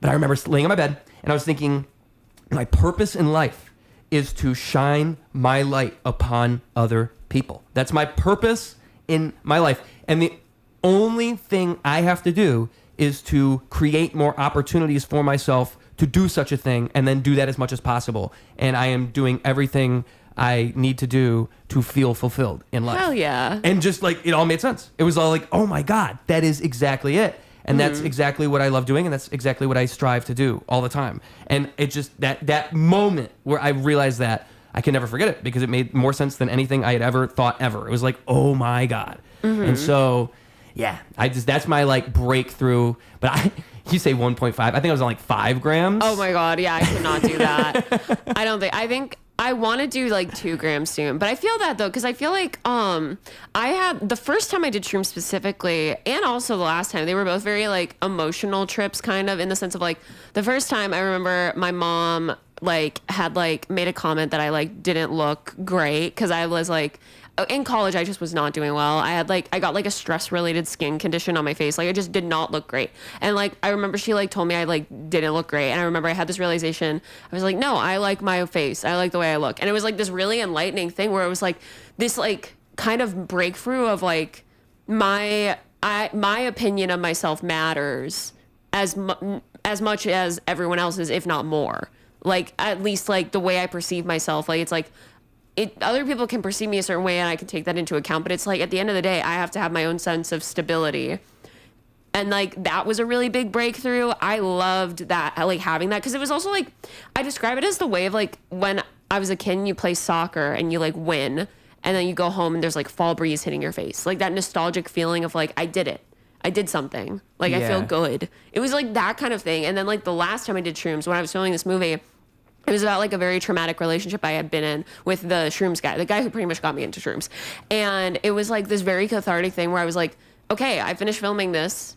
I'm done with this like weird period of my life. Like it helps me like come to these conclusions that I need to come to, that I don't think I can without like some kind of like mind altering, which isn't like a bad thing. I feel like some people are like, if you rely on these things to come to a conclusion, it's bad. It's like, no, it's like shrooms kind of open your brain to being like, there are other possibilities. There are other things I'm not thinking of. Well, and I mean, so many people like with PTSD and addictions, like they break a pattern of thinking. Yes. I like to describe it as like, this is what I forgot to say it before, but once you see it, you can't unsee it. Like, it's one of those things where if I thought in that particular way, in that moment, and it was real, it was the realest thing ever, I can't unsee that. Like, I can't go back to the reality where I just ignore that. You can, but that's the wrong choice. That's like a crazy way of thinking. It's like you have this great realization and you're like, well, now I have to unrealize it. It's like, no, you don't. Like, this is a good thing. I mean, I've heard like people say being on mushrooms and they tried to hit a cigarette and it was the most disgusting thing to them. And then they could never disassociate I've heard of that disgusting feeling with the cigarette because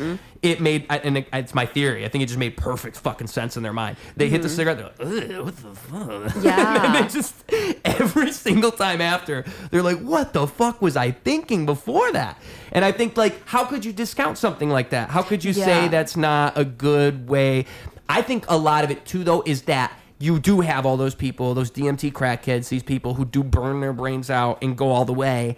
And that's not good either. And so, like, I don't think there's any right answer. I think everybody's different. Like, I really wouldn't recommend mushrooms to everybody. I wouldn't recommend psychedelics to everybody. I think there's certain people who really can't handle it. Oh, yeah. Sure. If you have, like, the schizophrenia gene, I've been told you cannot or you should not I do think people psychedelics. who aren't laid back enough. It would benefit them if they had an experience where they could be loose like that, but I think often what happens is those people will do something like that and then the whole time they're just freaking out because it's so unlike what they're used to, and then they just take away from that, oh, that was scary, I'm not going to do that ever again. I think you, like, for me at least, I think it's so important to like set some kind of, be in the perfect mindset, because I almost did shrooms once, but I was in a really bad mindset and then I didn't. Bad idea. Yeah, and I'm glad I didn't, because my friend almost fell off a cliff during it, apparently. We were on sophomore spring break for Frisbee, my Frisbee team. I was on ultimate Frisbee team, and no big deal. They were like hiking and then it started storming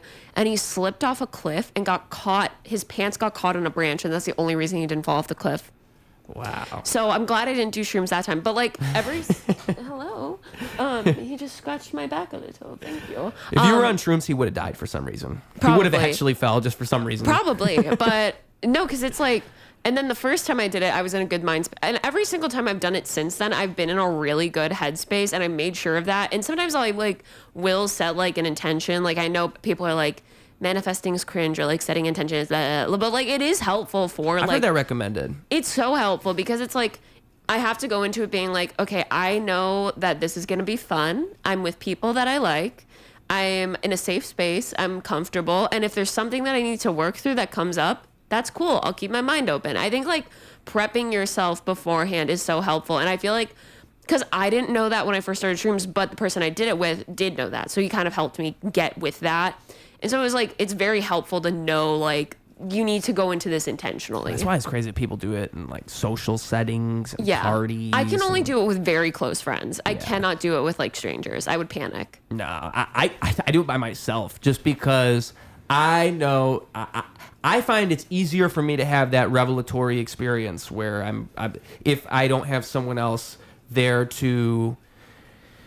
I think that there's just something social that happens. Like if someone else is there, I'm the type of person, I'm inclined towards you. You're here, so now I'm concerned with what you're doing because you're here. So if that's not even a factor, like my mind will just go a completely different direction. So I think and there's pros and cons to that, but I just find it so much easier for me to get those, oh my God moments, like where everything kind of clicks if I don't have as minimal distraction as possible. Like that's like I think Alan Watts.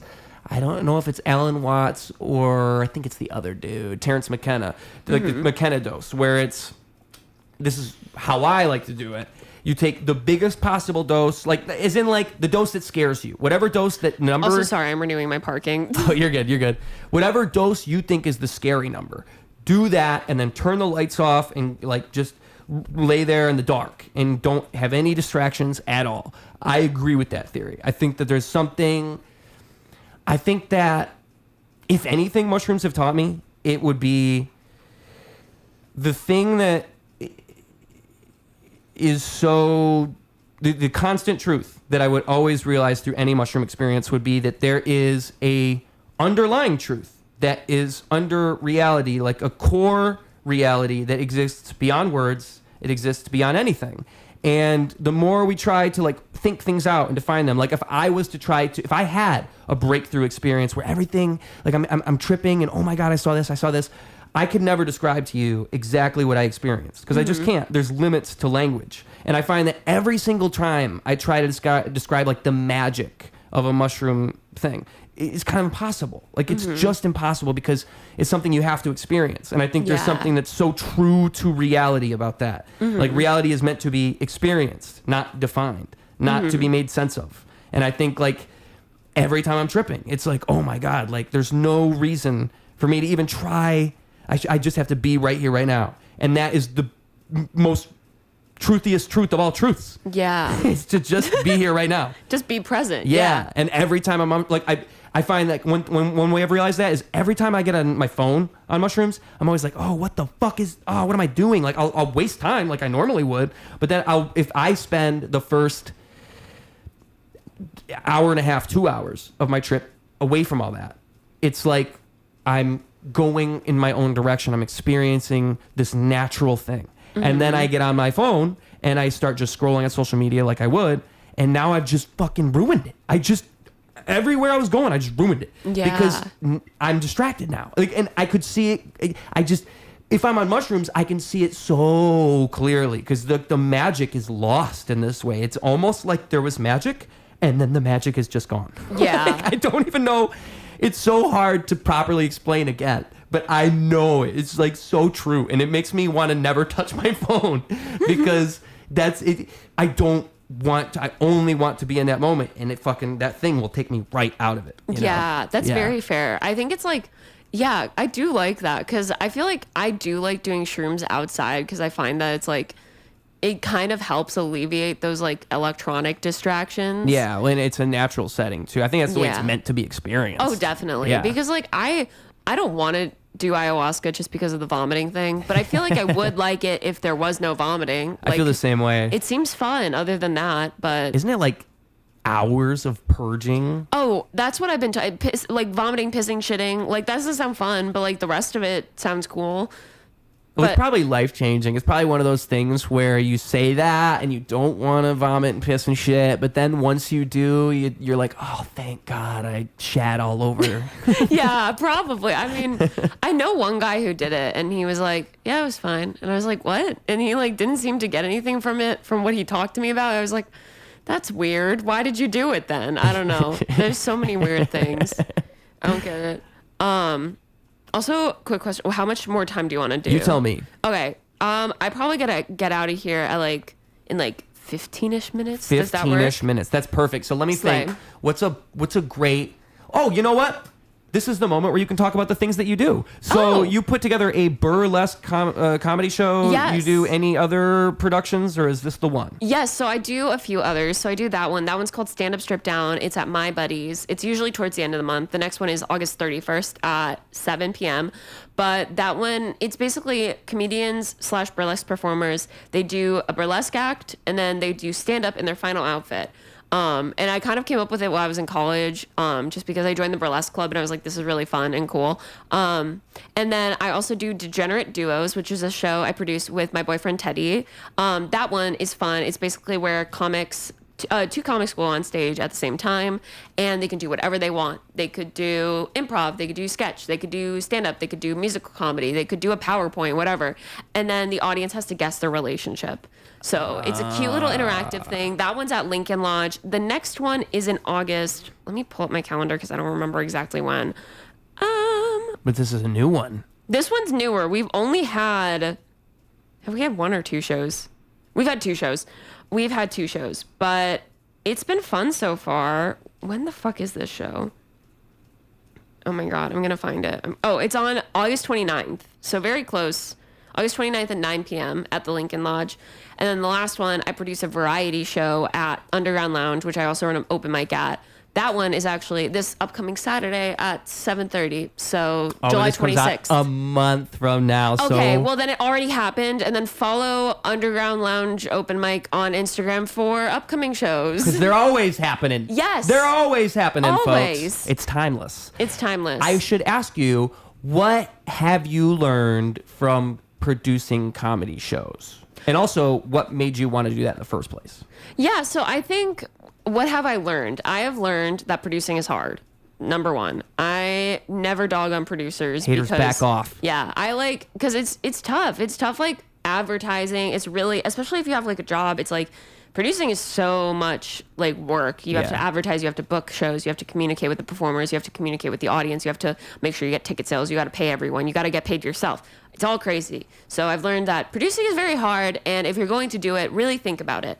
And because you will regret it. Yes, but on the same side, it's very nice for meeting new comics, and it kind of makes you look at performers in a different way, because it's like when you're doing stand-up, you're looking at everyone as like we're all coworkers, kind of. We're all doing the same thing. When you're producing, it's like, well, how would this comic work with this comic? Like whenever I'm planning a lineup, it's like, I want a high energy person to start. I want a low energy person after them to vary it up, make it interesting. Then I want like a medium energy person. Then maybe I do someone who only talks about this topic. And then maybe I do someone who does dark comedy, that kind of thing. I think like variety. Yes. You get to learn like how lineups are kind of created. And obviously everyone does it like a little bit different. Hello, this guy. Oscar. Obviously everyone does it a little bit differently, but it's like interesting kind of being like, okay, what makes for the best show for the audience? And then also, what are people going to want to see? Exactly. What people actually show up for. Because the audience is going to get bored if every single person is like high energy. Like if you've got like 7 Chris Rocks going one after the other, that's not exciting. Yeah. And that's like, well, there's no we're pacing. There's no pacing, but it's like, same goes like you've got like 7 like Bill Burrs or 7 like whatever's on the lineup. That's probably how most shows are booked though, is mindlessly, right? I know. Let's just that's throw why them all. You have to like really put a lot of like intention into it, I think, because like otherwise like you want to obviously book people you like, but it's also like you want to book some lineup that like the audience is gonna like. Right. And then why I started producing in Cleveland actually when I was in school, but I started my stand-up club at my college, Oberlin, kind of just to like get people to do stand-up and find a venue for me to do stand-up, because Chris Tranny, shout out, he gave me advice when I was about 4 months in. I was about to go back to college, and I was like, I don't know a lot of Cleveland stand-up, because Oberlin is like 30 minutes away from Cleveland. And he was like, well, create it. And I was like, all right. So I started the club, and then started producing shows at my college, and then also going into Cleveland and doing shows. And then eventually I was like, I should produce shows in Cleveland. Like that could be fun, because I knew I wanted to produce Standup Strip Down in Chicago. I had that idea for a while, but I was like, I need to practice producing. So I started producing in Cleveland, kind of just to get that experience of like, well, how do I create these lineups? How do I pay comics? What's the best advertising methods? And obviously it's going to vary by show, location, etc. But I started there because I just wanted to learn. And then when I moved here, I immediately started Standup Strip Down, and then a little later I started Degenerate Duos and the variety show. Like those were pretty recent, actually. I was only producing one show for a hot minute, but yeah, that's pretty much it.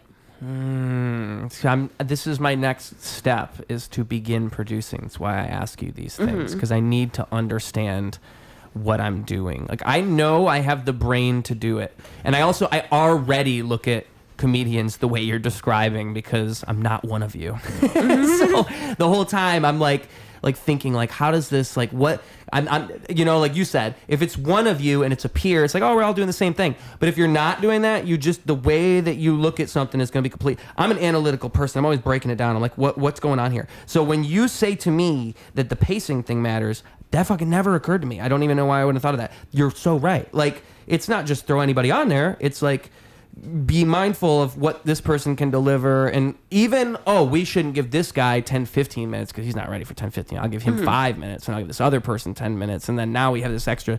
How often, 2 more questions I'll ask you. One, what do you think is an appropriate amount? Like, what do comedians expect to get paid? And also, 2, I guess that one first. There was something else, but I can't remember. So it depends on the comedian. It depends on a lot of factors. Because I was thinking. Right? I did actually. I used to produce another show. I used to produce another show in the suburbs at the restaurant I used to work at. But nice. I bring that up because I have a story about it. But it's basically a lot of the time I always preface, if I know I have a guaranteed budget coming from the venue, then I will say you're getting paid this amount plus tips or like plus some cut of the ticket sales. But most of the time it's just like ticket sales. Like that's literally all. So I say in Chicago, I think a lot of people in Chicago do not expect to get paid as much. Like if they're doing showcases, they don't expect to get a crazy amount of money. That's what I've heard. And there's some people where they do. There's some people where they're at the level where they can be like, I can't do the show unless I get X amount of money. And if I'm like, I can't guarantee that amount of money, I'm like, well, I'm sorry, but I won't book you then. And that's fine. That's not a knock on them. That's not anything bad. It's just like good everyone. For them. If anything, good for them. Yeah. Like, it's like, you don't have to take these crazy gigs. Like, I feel like there's some people, like, I remember when I was just starting, I was like, I will take every single gig I get. I don't care if it's 3 hours away and I'm getting paid $1. I will take it because I just want stage time. And then I'm like 4 years in now. There are some gigs where I'm like, you know what? I can't take this. Right. I really have no reason to take this. Like, if I'm getting paid $1 to drive 3 hours. That's why I don't get upset when people don't message me back to come on my podcast. I'm like, this is a ridiculous thing I'm asking of you. No, yeah. Sometimes it's like some people will like just say no. And I'm like, you can say no. And I was like, I don't get offended when people say no. Like, I had a burlesque performer recently DM me. Just in life, just don't take shit personally. Exactly. Yeah. Like, it's so, I had a burlesque performer ask to do Standup Strip Down. And I was like, we'd love to have you on. And then they were like, how much do you pay? And I was like, well, typically we will give people like $20 to $30 plus tips because like people get tipped. They throw money at you when you're doing burlesque.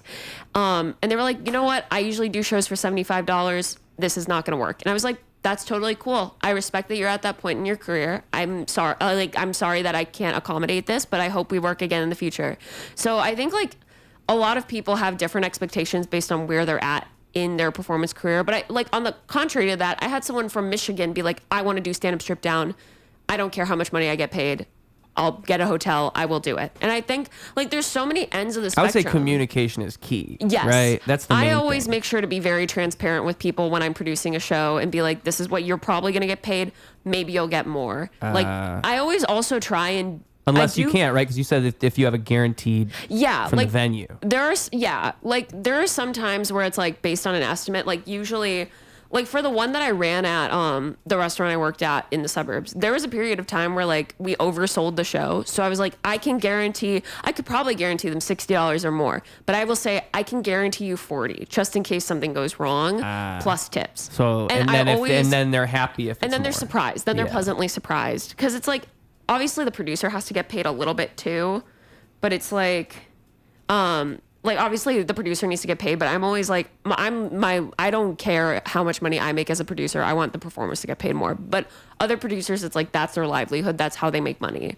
Yeah. And the best thing you could do is a balance. Yes. Where everybody is happy. Exactly. Right? That's what we all want. That's what we all just want to make money. We all just want to make money and have fun. And I've heard that Chicago is this drought community where it's like, I've literally had people tell me, we don't get paid shit. Like, we expect nothing. And I'm like, I don't know how true that is. Yeah. Maybe that's a you thing. Because there are some shows that definitely pay really well. And I've been fortunate enough to do a few of those. And it's like, that is super cool when you get to, it's like almost like a checkpoint where it's like, it's validation. I got a check for $100 $100 from doing 10 minutes of stand-up, that's awesome. It almost feels unreal. It feels like I'm robbing somebody. If I'm being honest, I'm like, I got away with it. You just paid me $100 to tell a guy about a penis on stage. Like, that's amazing. I love that. Yeah. But yeah, it's a very, Chicago is very like, there's definitely a much starker like level. Like, it's like in Cleveland, because Cleveland is such a smaller scene, it's like everyone kind of gets paid like in this threshold. With Chicago, it's like it could be down here or it could be all the way up here. And it just depends. It just depends. Okay. And then the only other thing I'll ask you before you get out of here is, because I remembered the question, what is like what in terms of stage time? Like, is it the same thing? Like, is there a certain expectation dependent upon the person? Like, what is a regular amount of stage time to offer somebody for a showcase or something? It depends on the person. Like, if I know that someone has 20 minutes and they want to do 20 minutes and like I'm having them headline, then they do 20 minutes. If I have only ever seen someone do 10 minutes and they want to do 20 minutes, I'll be like, okay, do you have a clip of you doing 20 minutes? No, then I don't feel comfortable giving you 20 minutes right now. Maybe in the future, but it's like, I usually base it off of like whatever ability like for some of the showcases, like for Standup Strip Down, I always say like people can do 8 minutes of stand-up afterwards. That's just a standard thing for time constraints. But other shows like the variety show, if I'm booking a headliner and someone's like, I have 20 minutes, I'm like, I've never seen you do 20 minutes. Do you have a clip? No, you're doing 10 minutes. I know you can do 10 minutes. So it's kind of like that thing. And then obviously like if I see someone do 20 minutes later, I'm like, well, now I've seen you do 20 minutes. Let's do 20 minutes. Yeah, and it was you just good. Need proof. Yeah, I need proof that it's a good 20 minutes. Because there's a rule in stand-up where it's like, if someone says they have 45 minutes, they have 15. Like, it's like, especially when people are first starting. Because I've heard people who have done open mics twice be like, I have 45 minutes. I'm like, you have 2? You have 2 minutes. Because it's like, they're not thinking of good minutes. Because if you asked me, like, a few years ago, do I have 30 minutes? I'd say I have 20 minutes. And even that 20 minutes was not good. It was not great. It was fine. It was very mediocre. But it's like everyone has a different idea of how much time they can do. And they're often wrong. They're often wrong. Yeah. They're very often wrong. Well, I think that's the beautiful thing about life is that you evolve and you grow and then you learn to hate everything you've ever done. Exactly. It's actually a great thing. It's beautiful, really. It means you got better. Exactly.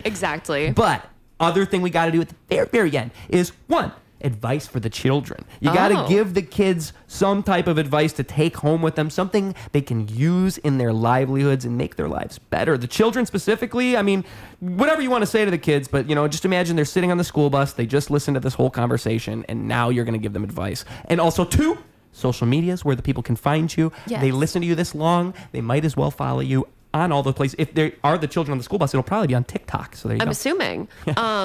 Advice. I would say nothing is as big as it seems in the moment. Give yourself time to reflect on everything. Everything is going to be okay. And what's like another good one? That was really have fun. I think like having fun is so important because there was so much in my life where I was like stressed about being a perfectionist. Like I was like, I need to be perfect at everything. And it's like, no, you don't. You can have fun and figure it out. Yeah, you have time is basically what I'm trying to say. Like everyone has time to figure things out. Like I'm 23 or 26, 27. 27. Like we're in our 20s. We have so much time to figure things out. And if there are children on the school bus listening to this, you guys especially have so much time to figure this out. If you got a B on a science test, if you got a F on a science test, who gives a fuck? Like you'll be fine. You'll figure it out. Yeah, and we all fail upwards. Yes, exactly. Yeah. Everything is a learning experience. Yeah, whether you like it or not. Yes, that is a threat. Everything is a learning experience. And then social media, my Instagram is hannahb.elmont. It's just Hannah Belmont with a period between the B and the E. Hannah is spelled with 2 H's, one at the beginning, one at the end. And then my TikTok is Hannah Belmont. There we go. And you know what? I just had this click in my mind. I probably shouldn't do this, but I'm going to do it. If you stuck around until the end, you get a foot reveal. Shout out Harry Meredith.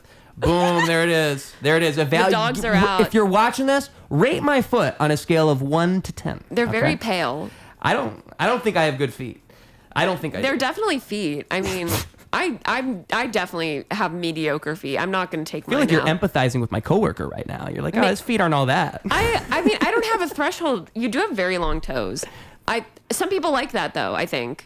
Thank you. Yes, I've been told some people enjoy I that. wonder if this is a thing. I feel like my big toe is as big as my thumb. I wonder No, if that's... it's not. Well... Oh, no, like the length? Oh, like... It's the exact same. Oh.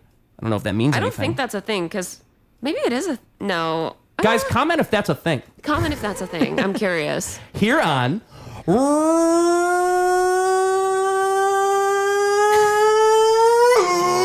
Radio. Clocking out. Double down, competition couldn't help him to rock. Missed the whole time, holy fell through the flock. That's an ordinary miracle, wealth to the block. It's a balance in the character that's calm and collect. It's apparent his caricature is lost in the mess.